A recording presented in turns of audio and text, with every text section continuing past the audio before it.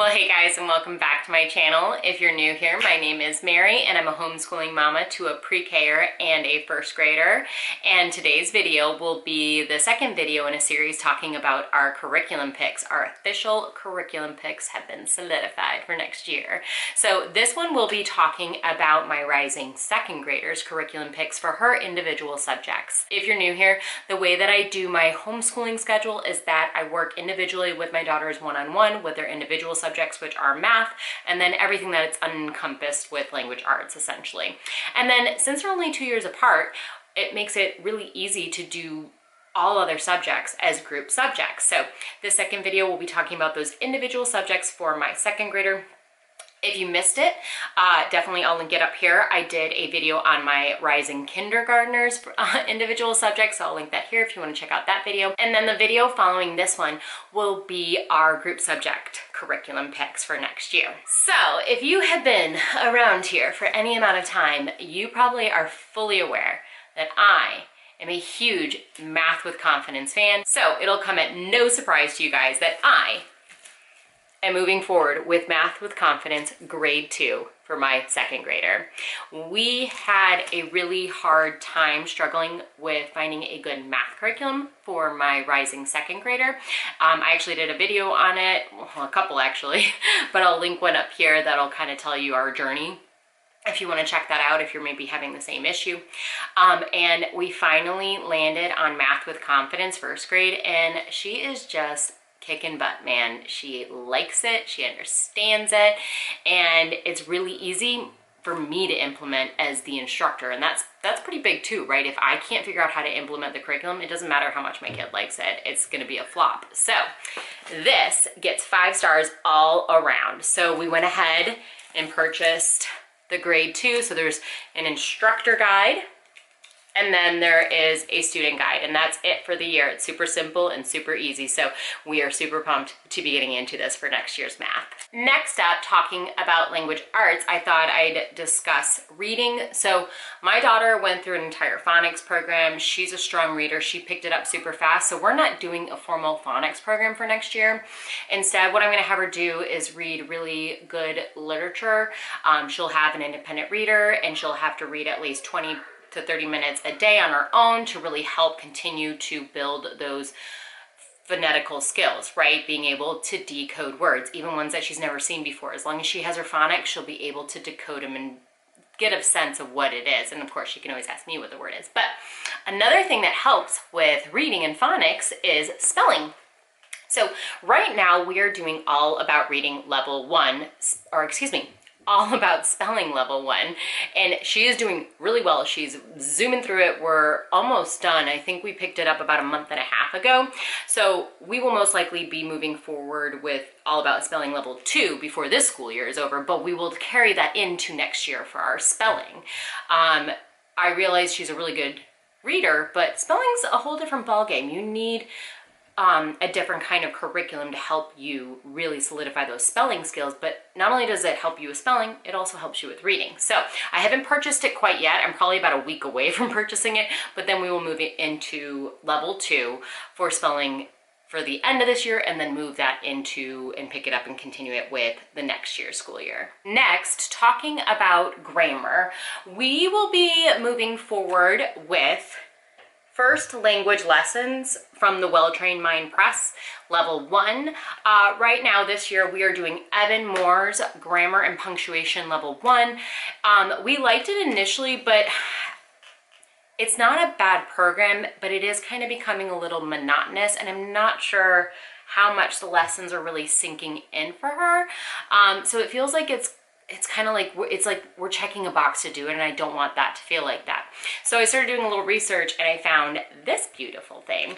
And we did a few lessons from the sample, and she really liked it. It's a lot of repetition, it's a lot of memorization, and she just likes that. It connects with her brain. So we're gonna move forward with this for next year for grammar.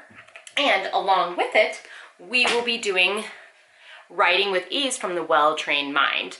This is a lot of copy work, it's a lot of narration, dictation comes into play, not quite at level 1, but I think it's level 2 or 3. We start with dictation, where I read something and then she writes it down without me writing it down for her to copy. So the one thing I just have not 100% confirmed what I'm going to do is this is a book that shows you how to write your own writing curriculum for the first 4 years of elementary school. It lays it out. It teaches you how to do all of it. Basically, somebody who wants to be able to do copy work and narration from the literature you're reading for your literature program would want to use this, because it allows you to create your own writing program. They do also have a workbook that is open and go, but the passages and the copy work and the dictation won't have anything to do, and it won't come from your literature program. So that's the only thing I don't like about it. This I love because I'll be able to tie it into the rest of our curriculum. But what I like about the workbook is that it's open and go. So I have not made a final decision yet on what I'm gonna do. If you have used this program or the workbook, I'll put a picture here. Please put down in the comments which you preferred, if you enjoyed the program. I don't know if you can hear my kids playing upstairs, sorry guys. You know, just any kind of advice or direction would be much appreciated, because I'm still trying to figure that out. At minimum, I will be writing my own program. I just don't know how much work that's going to be. So I haven't decided what I want to do yet, but we will be at least doing writing with these, just not sure if it's going to be my own version of it or the workbook yet. Also, talking about writing, so we are at present doing Evan Moore's 6-trait daily writing program for grade 1. Emery seems to be really enjoying it. However, after doing a lot of research and reading about the classical education method, I really find a lot of value in narration and copy work and the dictation piece of schooling. Now, I'm not sure if doing that plus the 6-trait daily writing might be too much. So we are at least going to move forward with the writing with ease to start with, and then I might add in Evan Moore's 6-trait daily writing grade 2. I haven't purchased it yet because I'm not sure if it might be too much. We just might have too much going on in our plate. So, and I don't want to overwhelm her with just busy work. So stay tuned on that. I lied. That's the second thing I'm not quite sure on. And it's just, I'm not sure if I'm going to add it in or not. One other thing that I will be adding into Emery's Language Arts, and this is her binder, by the way. I make them both a customized binder. Next year's theme is the rainbow with the apples. I put their name on it and a little quote that I think that describes them really well, and then the school year. So I made my youngest the same binder, just with her name and a different quote. But this is where I keep all their loose leaf work, or you know, anything I need to print off. So in here, I have a section for mini poems. So this is from Blossom and Roots Level 2 Language Arts. I bought the whole bundle back before I completely changed gears with what we're gonna do for our curriculum picks, which you'll find out about in our group subjects video, what we're doing. But one thing that Emery absolutely was like, I wanna carry this through to next year, is Blossom and Root does something called a mini poem, 1 a week. It's almost like a Mad Lib thing, where they have to read it and there's blanks and then there's words below, and then they have to figure out where those words go in the writing. And I think it's actually, as fun as it is for her, it's also very educational. It teaches her how to think about how the structure of a sentence should be, because then, okay, where should I put this? This is a noun and it sounds like it's asking, you know, the sentence is reading into a noun for that blank, or this word that's not there, that blank seems like it might describe something, so maybe that's an adjective. So it unintentionally teaches her structure of sentences. So since I bought the whole bundle for 2nd grade from Blossom and Root and spent all that money, I thought I might at least try and use something out of it. And she really was like, please, please, please, can we do the mini poem? So I said, absolutely. That'll be that fun thing we do on Fridays for you to close out the week and finish up your language arts. So last but not least, talking about writing, but more handwriting, penmanship, right? So right now, Emery is doing the 1st grade Handwriting Without Tears printing book. I think it's called My Printing Book. It's the yellow one.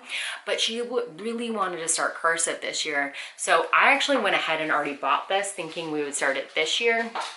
But then I realized that her print needed more work. So I was like, we did maybe 2 lessons in here. I was like, well, hello. This is my husky Sage, in case you guys wanted to meet her. Oh, she's gone.